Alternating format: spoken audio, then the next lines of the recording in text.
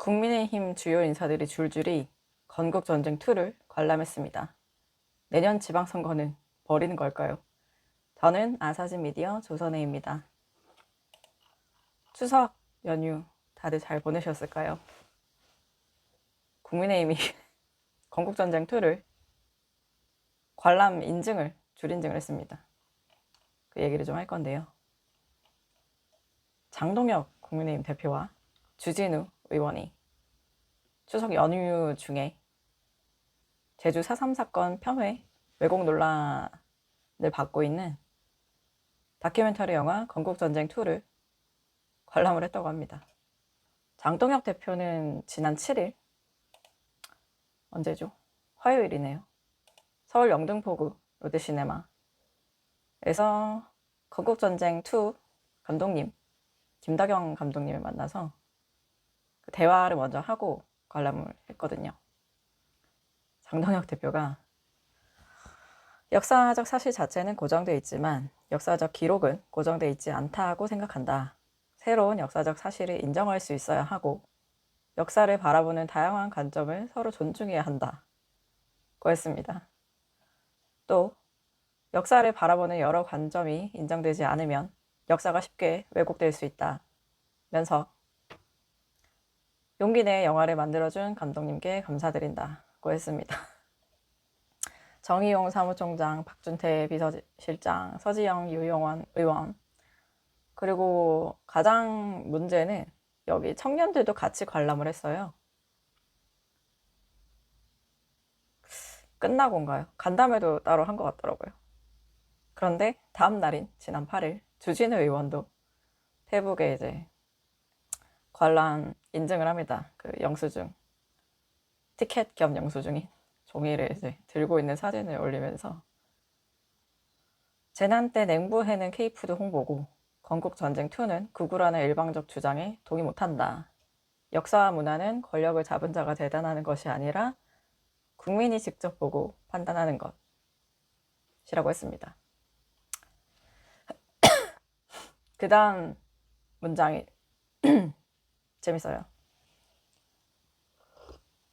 사상과 표현을 정부에 의해 통제받지 않는 나라. 자유가 숨쉬는 것이야말로 대한민국의 자랑스러운 건국이념.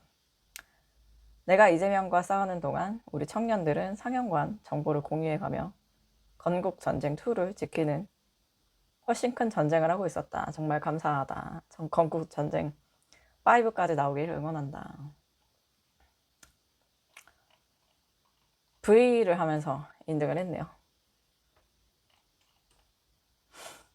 4.3 단체를 난리 났습니다. 제주 4.3 희생자 유족회 등 48개 시민단체가 모여서 만든 제주 4.3 기념사업위원회와 제주 4.3 범국민위원회가 성명을 냈습니다. 8일에. 장동혁 대표는 4.3 유족과 시민단체의 정중한 요구를 무시한 채 국민의힘 소속 일부 국회의원, 청년들과 함께 영화를 관람하고 감독과의 대화의 시간도 가졌다. 민심을 살펴도 모자랄 공당의 대표가 추석 연휴 한복판에 극우의 민심만 살피는 정당으로 전락하고 있음을 스스로 입증했다. 4.3 당시 도민 탄압에 앞장섰던 박진경 대령을 미화한 영화에 대한 감사 표시는 3만의 희생자를 2번 죽이는 것이자 10만이 넘는 유족의 상처를 다시 후벼파는 행위.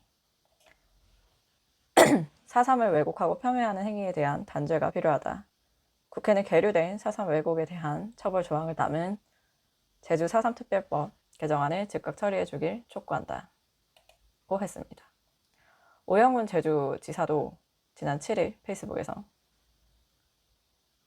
강하게 얘기했습니다.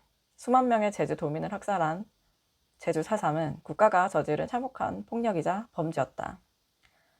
범죄를 다양한 역사적 관점으로 포장하는 장동혁 대표는 온 국민이 TV로 내란의 현장을 지켜봤음에도 윤석열을 옹호하는 내란당의 대표답게 뻔뻔스럽다. 역사를 짓밟고 제주도민을 모욕하는 발언에 분명히 책임을 져야 할 것이라고 했습니다. 하나하나 공감이 가지 않는 말이 없는데 이거를 제가 솔직히 말씀드리면 영화를 다 처음부터 끝까지 보고 정확하게 얘기를 하는 게 더 좋을 것 같다는 생각이었는데 아무리 생각해도 제가 지갑을 챙겨야겠더라고요. 안 보고 포스터를 좀 봤습니다. 박진경 대령 옆모습이더라고요. 그 군모를 쓰고 비장한 얼굴을 이렇게 쳐다보는 옆모습을 찍은 그 사진, 그 포스터에 아주 크게 해놨습니다. 근데 이분이 누구냐? 미군정 당시 브라운 대령의 지휘 아래 11연대장에 취임해서 제주 주민들을 본격적으로 토벌한 그런 인물입니다. 좀 이 인물에 대한 배경을 설명하려면 4.3 사건에 대한 구체적인 설명을 좀 더 드리는 게 좋을 것 같아서, 부끄러운 얘기지만 제가 4.3에 대해서 희미하게만 알고 있었는데 저도 이번에 기사를 쓰면서 공부를 했습니다. 그래서 조금 요약본처럼 정리를 해드리면, 통일정부 건설을 바라면서 남한 단독 선거에 반대한 남조선 노동당, 남노당이라고 하죠. 제주도당 무장대가 봉기를 일으킵니다. 그게 1948년 4월 3일이죠. 그런데 1948년 5월 10일 남한만의 단독 정부를 세우기 위한 총선거가 결국에는 실시가 됩니다. 그래서 무장대가 이제 거부 투쟁을 이끌었고, 거의 다수의 제주 주민이 동조를 했습니다. 동의를 했어요. 그래서 선거가 치러졌는데 전국의 200개 선거구 중에 제주도의 2개 선거구는 투표수 과반수 미달로 무효 처리가 됩니다. 다들 투표를 안 하신 거예요. 이 선거를 인정할 수 없다라고 해서. 그 이후에 미군정이 브라운 대령을 제주지구 사령관으로 임명을 합니다. 그래서 강도 높은 진압 작전을 전개를 해서 6월 23일에 재선거를 하려고 했는데 안 되죠. 그 중에 그 브라운 대령의 지휘를 받아서 토벌 작전을 하던 박진경 분대장이 6월 18일에 부하에게 암살됩니다. 5월 10일 총선거에 김규식 등 남북협상 참가 세력과 중도계 인사들이 참가를 거부를 했습니다. 그리고 이승만 등등이 출마를 했죠. 선거 결과 무소속 85인, 이승만의 대한독립촉성국민회 등 여기는 55인이 당선이 됐고, 제헌의회가 개헌을 합니다. 국회에서는 삼권 분립과 대통령 중심제, 그리고 간접선거, 국회의 간접선거에 의한 대통령 선출 등을 요지로 하는 헌법을 만들고, 이승만이 대통령으로 당선이 되고, 아시는 것처럼 8월 15일 대한민국 정부가 출범을 하게 됩니다. 지금 보면 국민의힘에서는 지금 이승만 대통령, 전 대통령을 굉장히 지금 추앙한다고 해야 되나, 신격화라고 하면 좀 과한 표현인지 모르겠는데 거의 그 정도의 지금 작업을 하고 있는 것 같아요. 여러 가지 그 사건들을 지금 나열하기는 어렵지만 발언들을 통해서 건국전쟁 2를 보는 것도 약간 거기에 연장선인 것 같은데, 이 제주 4.3 사건의 희생자가 몇 분인지 좀 찾아봤는데, 제주 4.3 사건 진상규명 및 희생자 명예회복위원회가 확정한 희생자 수는 2024년 기준 14,822명이라고 합니다. 이건 공식적인 집계고요. 지난 2003년에 발간된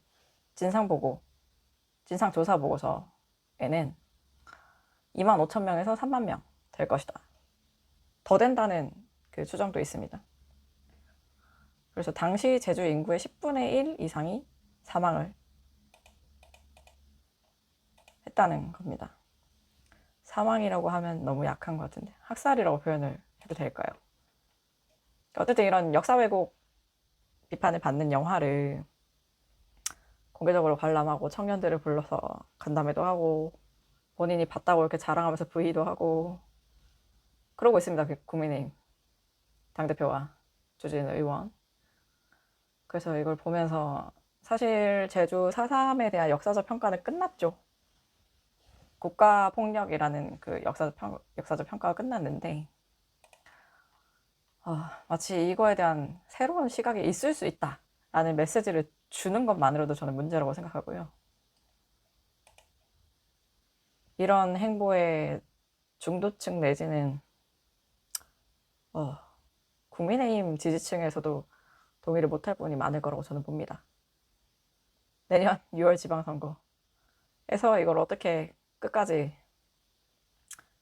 그때는 또 태세 전환을 할 것인지 아니면 이 스탠스를 계속 끌고 갈 것인지 8개월이 안 남았더라고요. 항상 제가 이 국민의힘 영상을 찍고 나면 행보를 지켜보겠습니다 이렇게 끝내는데, 그래도 지켜봐야겠죠. 뭐 어쩔 수 없죠. 오늘은 여기까지고요. 구독, 좋아요, 댓글 많이 부탁드립니다. 감사합니다.